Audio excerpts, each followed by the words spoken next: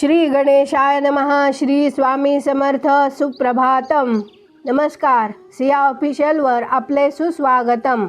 योगेशं सच्चिदानंदं वासुदेवं रजप्रियं धर्मसंस्थापकं वीरं कृष्णं वंदे जगद्गुरुं. आज आपण महाभारतातल्या पहिल्या खंडातल्या आदिपर्वातले 5वे पर्व आस्तिक पर्व पुढे वाचायला सुरुवात करूया. काल आपण जरत्कारूची कथा वाचत होतो, ती आज आपण आता पुढे वाचूया. सौती म्हणाले, जरत्कारूची माहिती काढण्याकरिता नागराज वासुकीने ज्या नागांची योजना केली होती त्यांच्यापैकी काही नाग अरण्यात यावेळी जरत्कारूच्या आसपासच होते. जरत्कारूचे बोलणे त्यांनी ऐकले आणि सर्व वृत्तांत त्यांनी वासुकीच्या कानावर घातला. नागांकडून तो वृत्तांत ऐकताच नागेंद्र वासुकीने आपली जरत्कारू नावाची भगिनी अलंकृत केली आणि तिला बरोबर घेऊन तो अरण्यात जरत्कारू ऋषीकडे गेला आणि एखाद्याला भिक्षा अर्पण करावी त्याप्रमाणे नागेंद्र वासुकीने ती कन्या जरत्कारूला अर्पण केली. ती कन्या आपल्याच नावाची आहे की नाही हे निश्चितपणे न कळल्यामुळे आणि तिच्या पोषणाची व्यवस्था काय करायची याविषयी कसलीही चर्चा झालेली नसल्यामुळे जरत्कारू ऋषीने तिचा ताबडतोब स्वीकार केला नाही. खरी गोष्ट अशी होती की त्याचे चित्त मोक्षाच्या अभिलाषेमध्ये गुंतलेले असल्यामुळे आणि विवाहामुळे अनेक प्रकारची सुखदुःखादी द्वंद्वे निर्माण होणे अपरिहार्य असल्याने त्याचे मन आयत्या वेळी खचले. तथापि त्याने पुन्हा विचार केला आणि वासुकीला त्या कन्येचे नाव विचारले, पण हिचे पोषण मी करणार नाही असे मात्र त्याने नागराज वासुकीला बजावले. नागराज वासुकी जरत्कारू ऋषीला म्हणाला, ही माझी बहीण तुझ्याच नावाची आहे, ती व्रताचरण करणारी आहे. हिच्याशी जर तू विवाह केलास तर तिचे पोषण मी करीन. इतकेच नाही तर माझ्या सर्व सामर्थ्यानिशी मी हिचे रक्षणही करीन. हे ऋषीश्रेष्ठा, इतके दिवस मी हिचा सांभाळ केला तो आपल्याचसाठी, म्हणून आपण हिचा स्वीकार करावा. जरत्कारू म्हणाला, मी हिचे पोषण करणार नाही अशी अट मी घातली होती, पण एवढ्याने भागले नाही. हिचे कधीही माझ्या मनाविरुद्ध वागता कामा नये. जर ही माझ्या मनाविरुद्ध वागली तर मी हिचा लगेच त्याग करीन. सौती म्हणाला, या माझ्या भगिनीचे पोषण मी करीन असे नागराज वासुकीने जरत्कारू ऋषीला वचन दिल्यानंतर तो वासुकीच्या भवनामध्ये गेला. तेथे मंत्रवेत्या ब्राह्मणामध्ये श्रेष्ठ असलेल्या कठोर व्रताच्या त्या तपवृद्ध जरत्कारूने विधीप्रमाणे तिचे समंत्रक पाणी ग्रहण केले. विवाहानंतर महर्षी जरत्कारू मुनीचे अभिनंदन केले आणि नंतर नागेंद्र वासुकीने दर्शविलेल्या रम्य शयन मंदिराकडे आपल्या नूतन भार्येला घेऊन तो गेला. त्या शयन मंदिरात जिच्यावर बहुमोल आस्तरण म्हणजे पलंग पोस घातलेले होते अशी शय्या तयार करून ठेवलेली होती. त्या शयन मंदिरात जरत्कारूने आपल्या नूतन भार्येसह प्रवेश केला आणि शयन मंदिरात शिरताच त्या मुनिवर्याने तिला आपली आणखी एक अट सांगितली. माझ्या मनाविरुद्ध तू कधीही वागता कामा नयेस. माझ्या मनाविरुद्ध तू बोलता कामा नयेस आणि तू जर या घरात माझ्या मनाविरुद्ध वागलीस तर लगेच मी तुला सोडून देईन आणि हे घर देखील सोडून चालता होईन. मी आता जे बोललो ते नीट ध्यानात ठेव. नागराजाची भगिनी जरत्कारूचे हे बोलणे ऐकताच कमालीची उद्विग्न झाली आणि दुःखाने व्याकुळ होऊन ती त्याला म्हणाली, आपल्या म्हणण्याप्रमाणेच मी वागेन.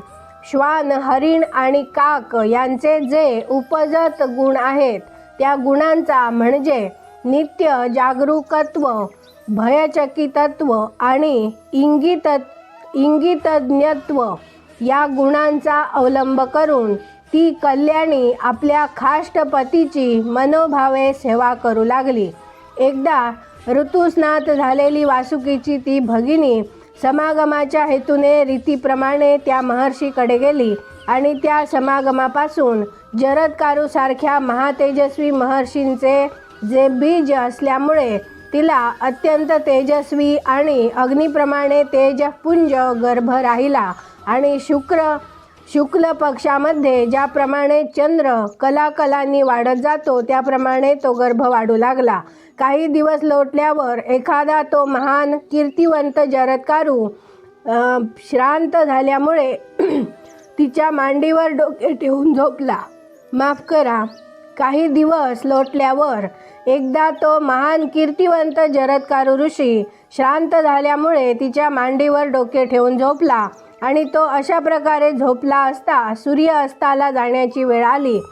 सूर्यास्ताची वेळ जवळ येऊन ठेपल्यामुळे आपला पती जर एवढ्यातच जागा झाला नाही तर सायंसंध्येची त्याची वेळ टळून जाईल अशी भीती वाटून वासुकीची भगिनी विचार करू लागली. पतीला जागे करावे की न करावे, काय केले असता योग्य होईल. हे धर्मशील आहेत म्हणून ह्यांच्या हातून धर्मलोप होता कामा नये. ह्यांना जागे केले तर हे रागावतील आणि जागे केले नाही तर धर्मलोप होईल. पण ह्यांच्या क्रोधापेक्षा ह्यांच्या हातून घडलेला धर्मलोप ही गोष्ट अधिक वाईट आहे. अशा स्थितीत काय करावे. ह्यांना जर आत्ता उठवले तर हे नक्कीच संतापणार आणि जर उठवले नाही तर सायंसंध्येची वेळ टळून जाईल आणि धर्मलोपाचे पातक ह्यांना लागेल यातही शंका नाही. अशा मनाशी विचार करून अग्निप्रमाणे तेजस्वी असलेल्या त्या महातपस्वी ऋषीला ती मंजूभाषिणी अगदी मृदू शब्दांनी म्हणाली, भगवान, सूर्य मावळण्याचा सुमार आहे. आपण उठावे आणि स्नान करून संध्योपासना करावी. हा संध्याकाळचा समय भीषण रमणीय आहे. पश्चिम दिशेला संध्येचे आगमन झाले आहे आणि सर्वत्र होमाग्नी प्रदीप्त झालेले दिसत आहेत. आपल्या व्रताचा लोप होणे उचित नाही. घोर तपश्चर्या करणाऱ्या त्या महातेजस्वी जरत्कारू ऋषींना त्यांची भार्या येणेप्रमाणे बोलली असता क्रोधामुळे त्यांचे ओठ थरथरू लागले आणि ते तिला म्हणाले, नागिणी, तू हा माझा उपमर्द केला आहेस. तुझ्याजवळ एक क्षणभरही राहण्याची माझी इच्छा नाही. मी जसा आलो तसाच निघून जाणार. मी झोपलेला असताना अस्ताला जाण्याची सूर्याची छाती नाही, ही माझी पक्की खात्री आहे. आणि असला विलक्षण उपमर्द झाला असता या अवस्थेत येथे राहणे कोणालाही रुचावयाचे नाही.